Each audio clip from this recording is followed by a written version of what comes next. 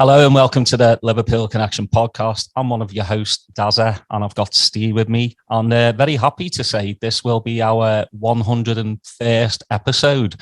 So this is kind of a new chapter in the Liverpool Connection podcast's life. So what better way to start it?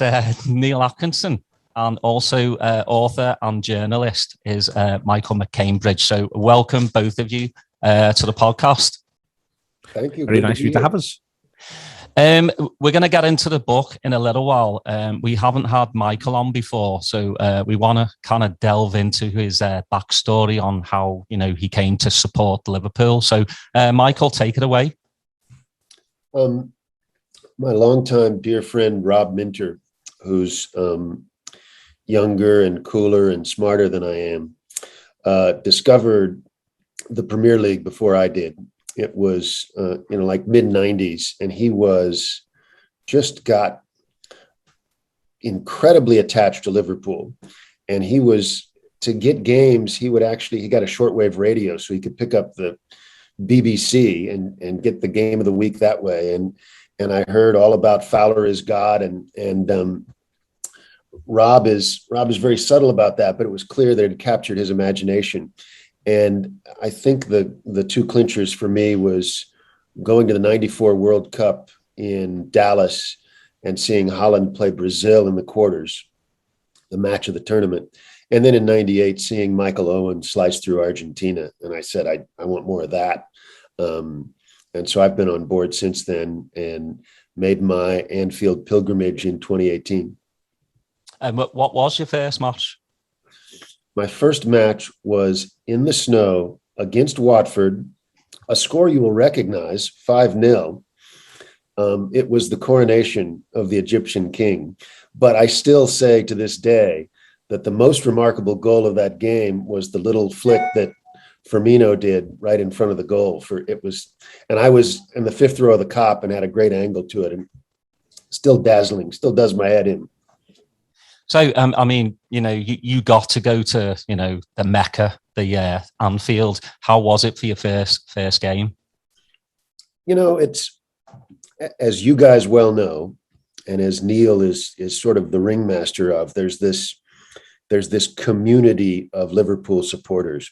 So I knew that I didn't want to go there as media. I wanted to go there as a civilian, as a fan. And one of the guys in our Liverpool Austin group, Everly, had been over a few months earlier, and he was like, "Oh, you need to talk to this guy." Yeah, just talk to this guy. And you know what it's like in the capitalist world. You know how much Liverpool tickets could cost. But this season ticket holder named Paul was kind enough to sell it to me for face value.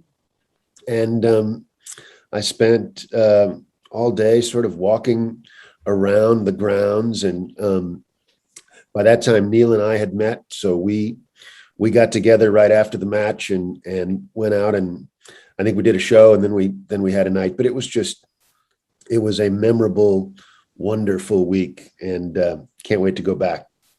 Steve? Hey, good morning, everyone. Neil, welcome back. And hello. Good to see your face. And Michael, obviously, being part of the Austin chapter and such an integral part, it's good to see your lovely face this morning. Daz and I both, we're reading our dictionaries over the weekend so we could prepare for the show, just to, boost our vocabulary. So you're bringing out the best in us. Hey, Michael, we will get to the book that I have a copy of, thanks to friends in high places, namely you. But I was reading, the foreword from Grant Wall, one of your better friends. And so that was the first time you and Neil had met, right? Face to face? Yeah, I had hoped to write a more traditional book back in 2018. I thought there was a book to be written about Liverpool as a modern sports club, and the sort of tension between Liverpool as such a distinctively authentic local entity, and yet its appeal, of course, transcends the city. And in the realm of the 21st century in the global village, I thought there was a really wonderful book to be written about the contrast between how a club stays true to its, how a club stays true to its sort of basic fundamental charter, and yet has to expand and be global to remain competitive. It's essentially the nut of the FSG question. Mm-hmm. I know one of the things that Neil and I talk about in the book here and again is FSG right? Is FSG the ones for this job? And are they too hard-headedly capitalist? And I think where I come down on the question is, when you're dealing with the Manchester Cities and Chelseas of the world, you probably need some hard-headed capitalists on your side. Mm-hmm. And so the book I was going to write would have taken a lot of time and a lot of money, and it just didn't come together. And then in 2019, Neil reached out to me on behalf of the Liverpool Echo, and that's what started this book, which was, by the way, a lot more fun to write. I imagine, I remember meeting you at BD Riley's initially, and here's this guy sitting close to the TV, like most older people will, because their eyesight's bad, and he's taking notes during the game, and I'm like, maybe he's really old and he's trying to keep notes so he'll remember things, as we start to lose our memory. And then I finally realized that you are such an accomplished author, and I felt kind of embarrassed about it, but yeah, it's been fun to watch you, sitting at the pub taking these notes and knowing that you and Neil had started this relationship, because if I recall, you kind of shared the links on the Echo, right? You guys were writing the letters back and forth, and I think that was right our on the Echo's website. Right. I think that was our first, look at what this was coming. Now, was the book already planned when you guys started the correspondence at that point? We knew that if it went well, we wanted it to be a book. Mm-hmm. We didn't know if anybody else wanted it to be a book, but we knew that we did. And then I think that the two things that made us sure we wanted it to be a book was what happened during the season. Mm-hmm. And then the pandemic. I mean, so much of the book is Neil and I contemplating why we spend so much time and emotional energy on the fortunes of this club. Mm-hmm. And when all the games stop in the middle of a dream season, that turns out to be a really good time to contemplate further. Sure. What the game means to you, and how you mark your life by it, and what's missing when the games go away. Hey, Neil, when I would ask you, because when you're having those initial conversations with Echo to promote this idea and in the format of the book, how was that process, knowing that you want to collaborate with an American, really who's made his name as a American football author? How'd that conversation go? It went really smoothly, and the reason why is because Chris Walsh loved America's Game. Mm-hmm. So when I said, I can ask Michael, I don't know what he'll say, Chris was like, please ask Michael and see if you can talk him into it. Michael didn't need any talking into it at all in the end, but Chris was really, really pleased. I think at times, you can, same way I remember going back, being on a Zoom of the many Zooms that we've had. There is a copy on Rory Smith, who's got a nice tagline on the cover. There's a copy of America's Game I could see vaguely in the background of his bookshelf as well. I think we can, not least because there's the idea of it being a bit of a sleeper hit, but America's Game is a book that people know about in the UK as a piece of sports writing. So there's not, it is the definitive history, I would argue, of the NFL and of its growth to prominence. And within it, Michael does such a good job that people respond to him and respond to that. Sports writing, I would argue to a degree, sports writing, and people know what's good and what's not. And so within that, it was easy as anything. And it was as simple as the question from the Echo wasn't what are we going to do with this guy? It was, can we get him? And I think that speaks volumes about the work. Does it? Oh. Sorry. I'll take over the conversation if you want. Yeah, I know. Aren't you still going to go? I can. You left me for dead there, Steve. You don't usually have to be encouraged, doesn't it? Yeah, lost my chain of thought. Go on, Steve. Okay.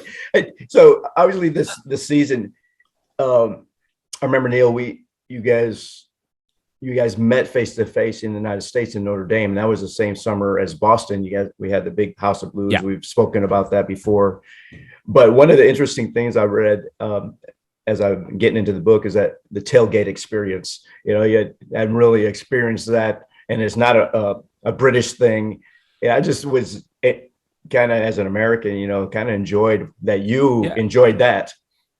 But the reason why, the same thing that comes through in the book, comes through in everything, is ultimately this thing only makes sense, and the COVID thing is a part of this, is that it's social. Mm-hmm. The generosity that's inherent within the tailgate is absolutely staggering. Everyone turns up and everyone shares. That is something which on a really base level is very, very human, but it's also the purpose of sport and the sports and the ones that we have as a spectator, and I think it's an incredible thing. I absolutely love them. They can't happen in the UK because I've got no interest whatsoever of hanging around in a car park in Leeds for an hour and a half before a game that's kicking off in February in the driving rain. But within even that, I love to hear about what are the right pubs to go to. Where should we knock around? People who come and contribute with the Anfield Wrap or sometimes say, do you want to meet up and have a chat? And all of that sort of stuff. I've got one quite sort of significant eye on Preston a week on Wednesday, off the basis of the fact that I think if we leave Liverpool at about 12 o'clock, we can get to 2 very good restaurants on the way there. But all of this is part of the same thing. It's part of the same idea. And when you get to see it in the US, I would and have when we come back to the UK, talked it up as a phenomenal experience. And as I say, the first and key thing to me, I went to one once where this guy comes with an 18-foot long smoker that just appears, and you're like, wow, this is, and there's a little bit of showing off, but I'm fine with that. People can show off and be generous at the same time, and I think it's a great thing, and I do really enjoy those experiences, having been lucky enough to do them through the Anfield Wrap, and it's important to sort of remember that we can all take and share from this sort of stuff. And what I mean by that, take and share, is be influenced by it. Is there a way to do that sort of thing? Is there a way to have more of those experiences? Because ultimately, the thing that we should have learned, and hopefully a lot of us have from the pandemic, which is still ongoing, but one of the things that we should have learned is a lot of what we do and we enjoy, we often divorce how it's social from the way in which it works, but actually how it's social is the most important thing, not the least important thing. It's just kind of segueing on that, is that, we have a lot of fellow supporters who during that year really weren't embracing the social aspect. They're like, we can win it, but I don't want to, I've been let down before, so I don't want to be a part of this social journey. And like, you're missing out. There's going to be a lot of good times this year. And whether it culminates in the title at the end, that's one, and then Michael knows, and Daz knows, and I think Neil, having spoken to you on occasion, you probably know that I'm a social person, and I want that as part of supporting Liverpool. And I think a lot of people find that. Yeah, I think for me, anyone listening to this, the thing I say all the time is, genuinely, I am of the view that supporters of clubs all over the globe are absolutely essential. Mm-hmm. To say it doesn't make sense if you're watching it on your own, that's not quite true. It can make sense if you're watching it on your own, but you've got to have the experiences of watching it with other people to hark back to. For me, it's really important that every Liverpool supporter that possibly can at some point gets to go to Anfield, even if it's only once. Because then when they're playing at Anfield, you can evoke what that was like. You can call upon that. You can call upon the day. You can call upon what the pubs are like. You can call upon what it's like in the ground and round the ground. You can understand the fact that the city's a bit weird, the beat of the football that goes underneath the pavements of the city on a match day, and how all this interacts. And for me, that's really, really important. I think within that, then, the idea of, if we cannot all be in the same place, and we can't, Anfield only holds 55,000 and soon 60,000. So we've got to acknowledge that and extend that again. Away games, there's only 3,000 people most of the time who can be in the Liverpool end for away games. So we have to therefore be able to have the routes to share this and the places to share this and the obvious places to do it, whether they're official or unofficial. And obviously the more official, the better that there can be. But whether they're official or unofficial, supporters clubs are really, really, really important. Because I think that's where you're able to have that interactivity whilst simultaneously having that sort of sense of commonality. And then within that as well, you can get to meet people in the same way you do to an extent around matches, who you wouldn't otherwise get to meet. You know, suddenly you've got new people in their lives. You might have completely different experiences, but you've got this first thing in common. And hopefully from there, you'll find other things in common. But even if you don't, you've got this first thing in common, which allows you to maybe be better able to see their point of view on other matters. This, as I say, the social elements of all of this are always going to be at its heart and the reason why it succeeds. And then I think within that, from a Liverpool point of view, I do think that is greater. I do think that is different. The experience I often give is the game at the Rose Bowl between Liverpool and Manchester United, where 115,000 people came, and there was a lot of talk afterwards about who had more supporters, you know, because everyone wants to do that, you know, pit things against one another, who had more supporters. And listen, it might have been a 50-50 split. It could have been, it might have been that there was a few more Liverpool, might have been there's a few more United. But what I did see, and I walked around the ground because A, I like to, and B, I got lost. But I walked around the ground, and what I saw, and this is, you know, it's obviously only anecdotal, but Manchester United supporters were in 1s and 2s, and Liverpool supporters were in 5s, 10s, and 15s. And that, to me, is something that I think is innate within it. And I think that's something which I do hold on to, and I do think it is the case. And I do think that part of what becomes the sort of allied supporter experience of Liverpool is that it has to have other people in it. And I think that is something which is different, and it is distinct, and I think it is crucial. Yeah, and you know, and I know we saw each other in Detroit, but to be able to count Eric from Thomas McGee's pub as a supporter of Liverpool, and you get to ride around, and I remember you guys saying stories about when he picked you guys up and took you around in Detroit. So the camaraderie of Liverpool is so much better. Yeah, we had some nights out in Detroit, 2 or 3 of them, I would say, but some nights out in Detroit. But we do that when we do those live shows, and we're really lucky to get to do them. We do that everywhere we go. You know, wherever we go, the idea is you also want to see the place. Places matter. I think there's a thing which does happen in US sports. It literally happens when franchises pick up and move. I think it's somewhat overstated at times, but it does happen. And I think that there's some sort of idyllic thing that I think people who run sports clubs, sports teams all the way across the globe want places to matter less in an era of globalization.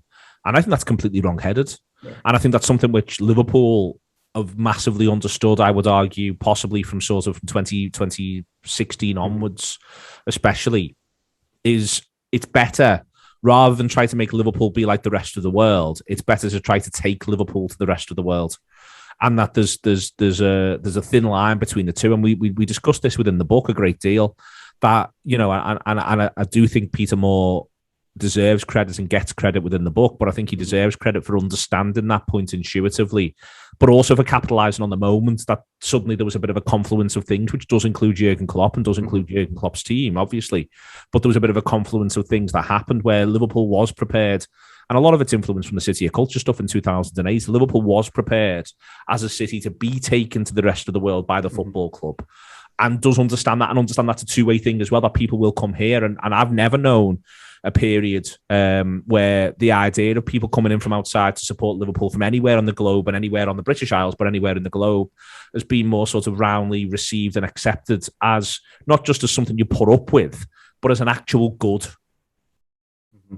You know, can I add one thing, Stephen, go ahead. to what you said earlier? Because I do remember that, you know, during that season, people were like, oh, we don't want to get our hopes up. Yeah. We'd been disappointed before. One of the things that Neil and I spent a fair amount of time in this book writing about was, I think, for the supporter experience, or as we probably call it more commonly over here, the fan experience, for that to work, there is this social contract. And the social contract is, you've kind of got to be willing to have your heart broken. But the upside of that social contract is, if you care enough and are devoted enough and witness enough and have your heart broken enough, when it finally goes the other way and you win the Champions League, or you win the league title for the first time in 30 years, all that other suffering and pain and disappointment is somehow redeemed. And you enjoy it more because of what you suffered through earlier.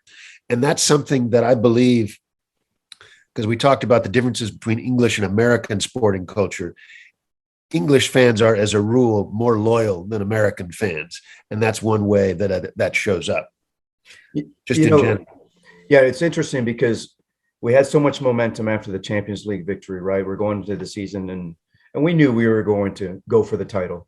And obviously the pandemic, it's pretty much a character unto itself, right? In the book and the way we lived our lives, last spring. For an example, Anfield Raptors, head over to Austin. We missed that opportunity because of that. And, from the American standpoint, we couldn't hang out at the pub. We watched games with, filtered noise, right? Or added noise. But for people in England, the community is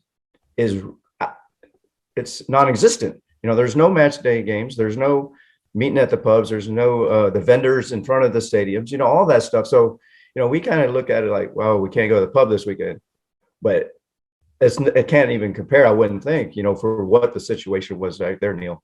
To an extent, but what I would say is the same sort of stuff around routine happens everywhere. Mm-hmm. The routine is the major thing that's lost, however you can define that.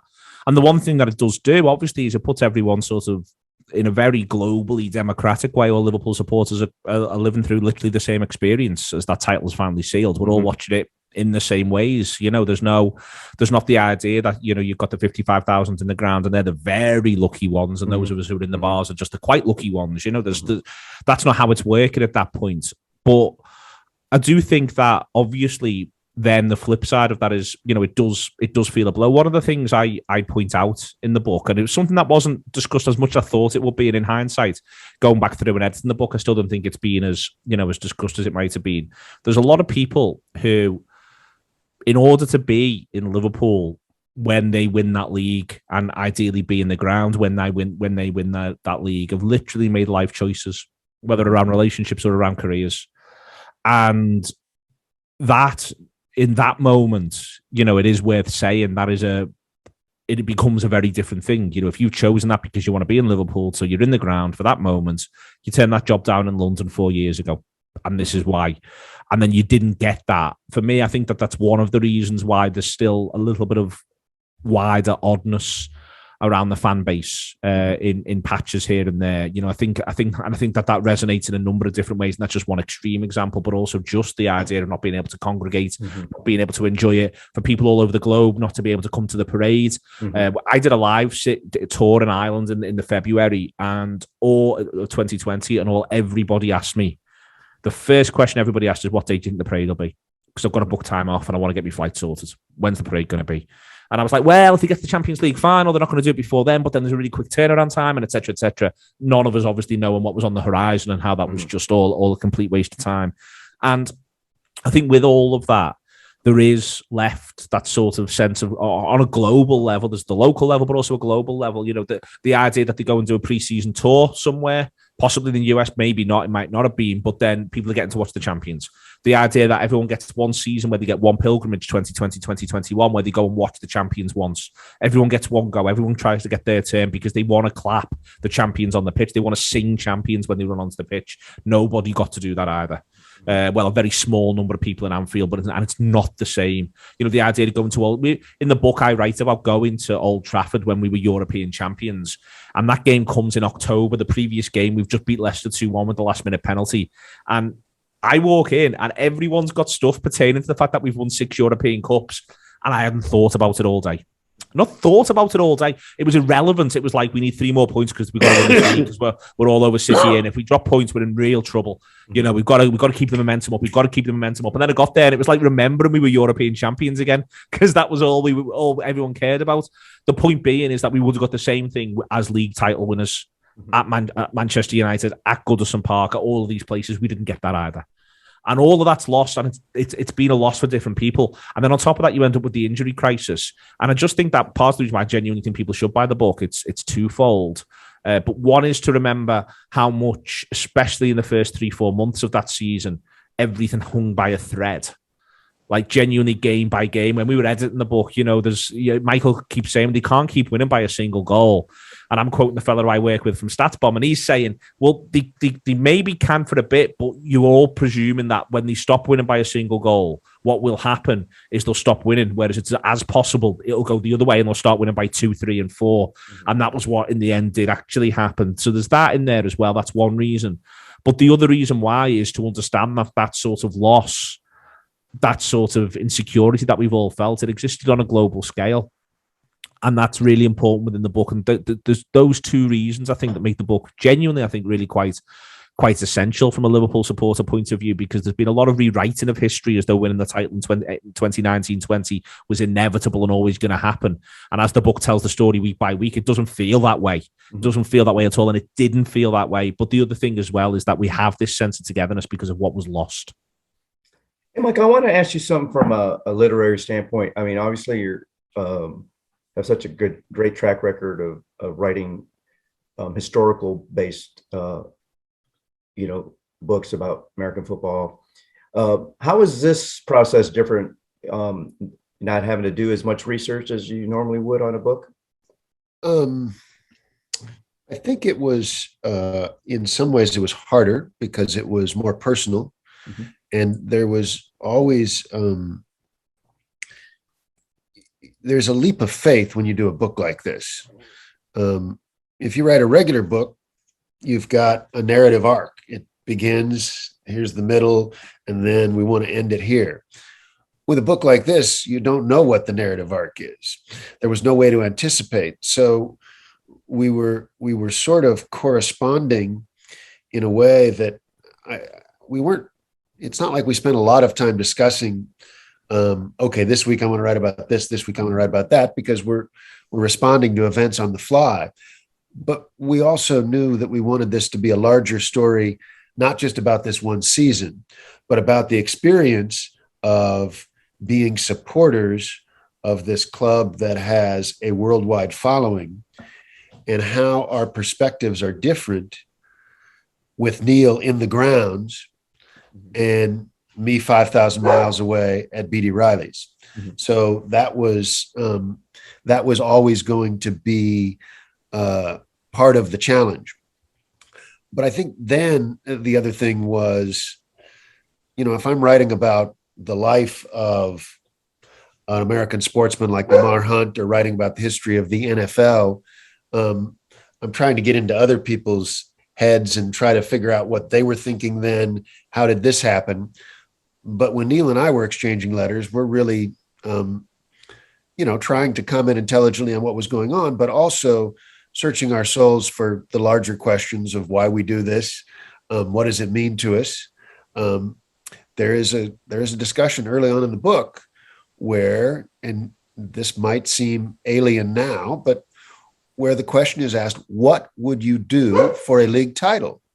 And this handsome man here, Neil Atkinson, very intelligent, very gifted, very nimble, was on record as saying he would do without one or more opposable thumbs for a league title. And gratefully, it did not come to that. But these are, how had I done it? This is the price we're willing to pay, During the pandemic, was it a lot easier to write though? Because you do have a bit more time. Like the correspondence, was it like weekly or? No, I mean, it sort of fractures a little bit in terms of length of time. It was harder to write because what actually are you doing? What's your lived experience at that point? We effectively, in the very early stages of the pandemic, everyone effectively just puts all things on hold. I think it's a really interesting meditation around the nature of time. About much of the 2020-2021 season, we lost 6 on the bounce. One of them was to Burnley. It was on my birthday, so I've got a link on that. One of them was to City because it was a big game at home. One of them was to Brighton. Oh, the Blues. We lost to Everton. I don't know the others, and I don't know what order these things happened in. Whereas I can tell you anything you want to know about Liverpool from 2017 to March 2020. I can tell you where I was. I can tell you what my life was doing. I can tell you, anything about a wide variety of friends, because all of these things are linked to football matches in my own mind, or at least linked to other events if it's Christmas and all that sort of stuff. The pandemic removed time because it removed events. So we all ended up in this situation where we were existing and we were maybe reading books, maybe watching DVDs or box sets or Netflix or whatever. But what are we actually doing? What are the hooks that we place our lives experiences onto? So trying to write about that was actually a little bit difficult. Michael writes beautifully within the book about the loss of play, the fact that suddenly things that are normally filled with humans playing are just empty, just deserted. And I think it's a really good observation. Also makes a very, very good argument indeed that, we shouldn't use the phrase, I know sports don't matter at a time like this, because if human beings do them, they very much do. And he puts that discussion point in. But one of the main things that the pandemic does is all the things, all the hooks, all the jigsaw pieces of your life that put them together. Those jigsaw pieces are effectively almost like a white jigsaw that's just been cut up into rectangular pieces. There's no real rhyme to how they're meant to go back together. And I think that that's the case for most of us, but especially sports fans. Because I think within that, therefore, the extent to which that becomes the rhythm of your life, the rhythm of your decision-making, the rhythm of your locations, the rhythm of your relationships. We all remember, why we couldn't go to that family event because we had to go to this game, or alternatively, why we sacrificed that game in order to go to this family event. We remember both of those things equally. Suddenly, all of that's completely gone. I think that's also, the mental health aspect comes into it as well, because match day, you've got it on the calendar. You go whether it's home or away, and you're used to it. And then when you can't go, that goes back to saying, it's only football. But to us, it's a way of life. Yeah, I find that the very strange thing that we all got to get a glimpse for a second within the pandemic of the people who don't like sport. And my God, I mean, listen, they may be, remarkably successful in lots of other ways. They may well be able to, I don't know, run great businesses in the country and that. But my God, what on earth are they doing with their time? I'm staggered. To be frank, if there isn't one thing, let there be a thing. It can be speedway, snooker. You pick it, just have one. The idea that there's people out there who will, you'll meet them sometimes at parties or something, and someone will say, I don't like sport. Now I'm astounded, to be honest with you, having experienced a sportless life for a period of time. I am absolutely amazed. I'll go and watch two kids do sprints if there's nothing else going on. I don't care. Yeah, I think just to add to that, Neil, I think one of the things that became very clear I remember writing in the book in April of 2020 that we were experiencing the first gameless month of our lives. Yeah. No soccer, no football, no hockey, no basketball, no nothing. And the thing that interested me was, is there someplace else that we can get that same sense of thrill, absorption? And can you get it watching old games? No, because the outcome of old games. It's not the same. Can you get it doing something? No, the thing that we get watching sports, those 2 hours on Saturdays, when we are completely absorbed and feel completely alive, you can't really get that. Even a good Bond film doesn't really do that. And so that was to add to Neil's point, that was particularly striking. Steve, got that. Yeah. So, Michael, obviously during this time, your other love, right? Your Kansas City Chiefs win the Super Bowl, first one since 1970, and you were living a charmed life during this time, even though the world was not having a charmed existence. Michael MacCAMBRIDGE was living a charmed life as a supporter of sport. It was the best of times. It was the worst of times. Yes, That's right. I have champion's guilt. Hey, did you like during that time? And he says, "Man, I should have been doing the same thing with the Chiefs as I'm doing with the Liverpool." I had my hands full doing the Liverpool aspect, and there's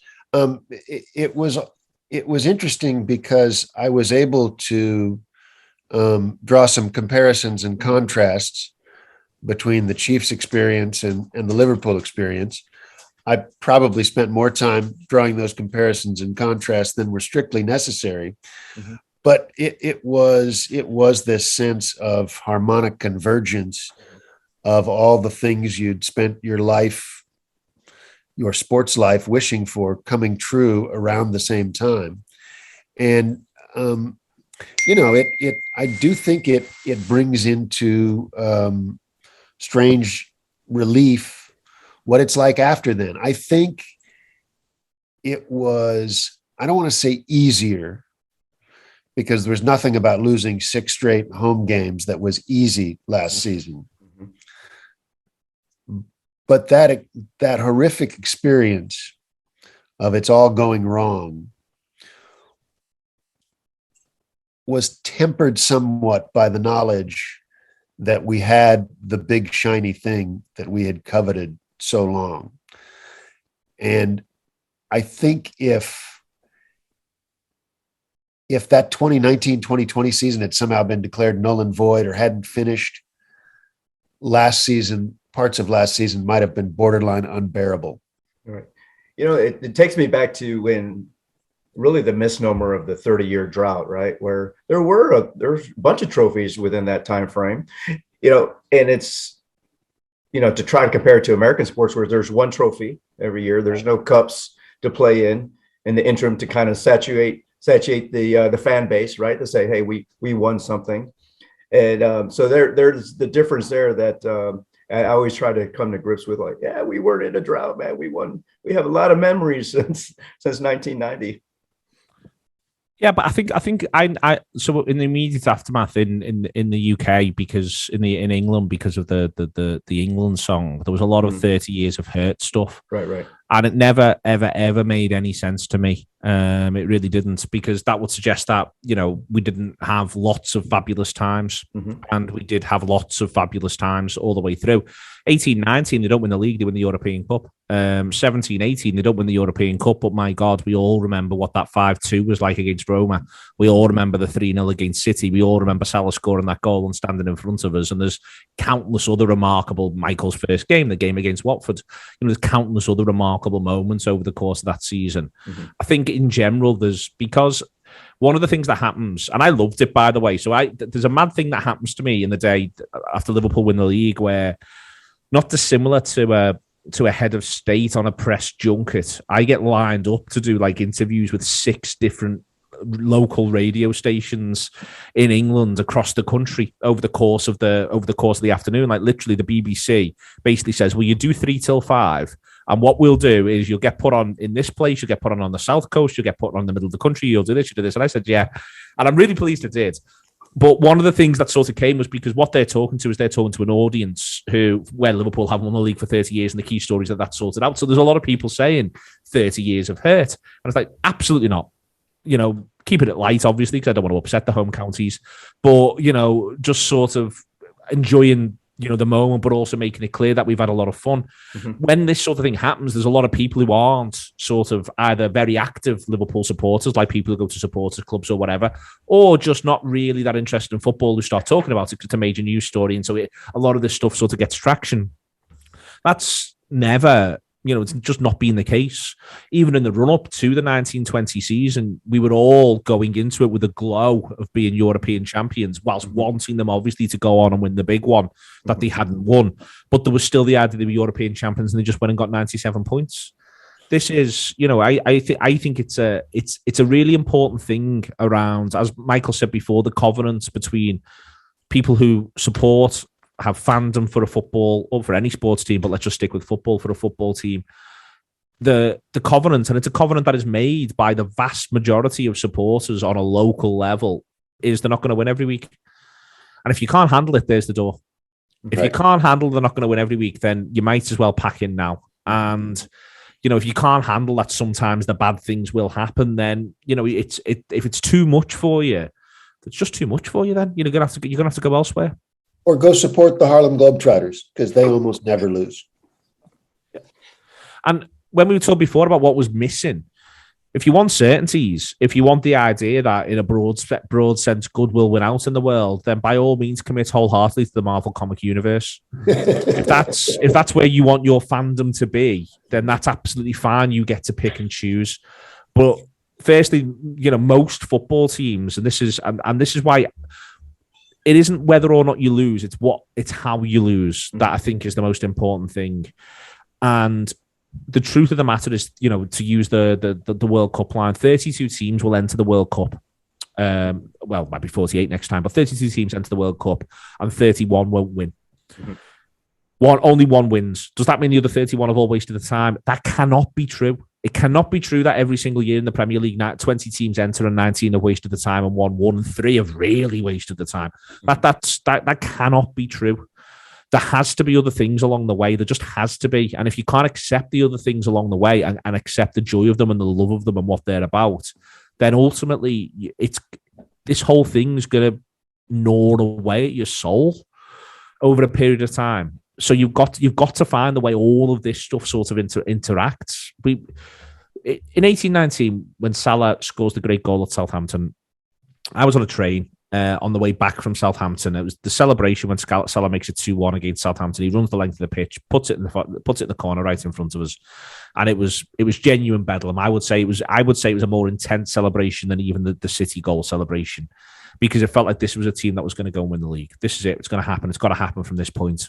And I remember crying on the train back from Southampton to London. And the reason why I was crying was because I thought it's possible you'll never get that again. You'll never get what it felt like to go and try and win that league in this way again. Now, this could be it. If they go and win it now, you'll never get that again. Mm-hmm. And as it transpired, we did get it again because they didn't win the league that year and they got the consolation prize that was the European Cup. Mm-hmm. But the idea of losing those moments and those enthusiasms and that quest and that journey, it was genuinely deeply emotional, and I think it should still be there now. And I think we have it again this season, and I think it is present, this idea of the journey being back and of the whole purpose actually being the journey and it not being the arrival. Though I'd like some arrival as well. You know, you have to admit, you know, when you go into a season, everybody has these, you know, the best visions for their team to be successful and to win the league. But if you want to be truthful, not everybody has the same objective, right? Somebody at the bottom of the league, I don't think realistically think they were going to win the league, but there's a reason that they're there. You know, there's a purpose. And I think a lot of people lose that fact that there are teams that are not as in a fortunate place that Liverpool is. And we just kind of take things for granted sometimes. Or some of the people on Twitter surely do. Oh, don't get me started. I think all we're missing is a big celebration, because I think that was the toughest for me, because I had my flights booked and everything, and obviously didn't go home and didn't get to experience what I experienced 30 years ago, and it was tough, and then watching the players celebrate at Anfield with no fans in, that pretty much made me cry. Yeah, I think that is what we need. I think that's what you want from sort of. Well, it's not the only reason you want them to win it again this year. There's lots of other reasons, but I think the thing that would be able to be different, hopefully, should everything permit, if they do pull it off, and there's so far to go, so you can't get carried away. But I think it is the idea of the celebration being global. I think that's the most. I think it's the idea that the local becomes global. There'll be 1 million people on the streets, and Liverpool's a relatively big city, but it doesn't have 1 million people in it. There'll be 1 million people on the streets, and the wonderful thing about the parade is remarkably democratic. It's not about whether or not you can get access to a ticket to get in the ground. It's whether or not you can find a piece of pavement to stand on, and we're all sort of broadly capable of that. And that I think I think it would solve the last remaining thing, because the other part of all of this is, when the pandemic hits, they've won the league. We've all we've watched them win the league. They've done all the things you do when you win the league. They just compressed it into a really small space of time. They've won the league. They've done all the graft. Just the one thing that we didn't get was the celebration of the brilliance of them. That's it. Everything else was there. And now I think, and I do hope it maintains, the intensity and the sheer joy and the enjoyment of the Manchester City home game, even though they don't win it. I really think that's and that should transcend globally. It should cascade everywhere. It shouldn't just be about being in the ground, though that is a privilege on those instances. It should be that we're getting to do this again. And in the book, it's very much about what it was like when that was lost, and how we can try to make it better and how we can try to improve it. But the first way to improve it is an inward change, and to want every single one of those moments to be as enjoyable as possible. And to speak to your earlier point, Stephen, around people who became nervous in 1920 that it was all just going to go badly wrong at some point. The one thing I would say, even to those people now, they don't need to be in that boat again, because we've done it. This is the one that you're going to get to go and enjoy. This is the one we can all live through. 2021, 2022 will prove to be the one that we live our lives through all the way. And that the idea of any nervousness, any worries, any of this nonsense that it's the hope that kills you, which is the worst sentiment in British cultural life, any of that, it can just, it just smash it to pieces. What we get now, and what we're getting through the sort of the visceral, thrilling, astonishingly good football that they're currently playing is a party.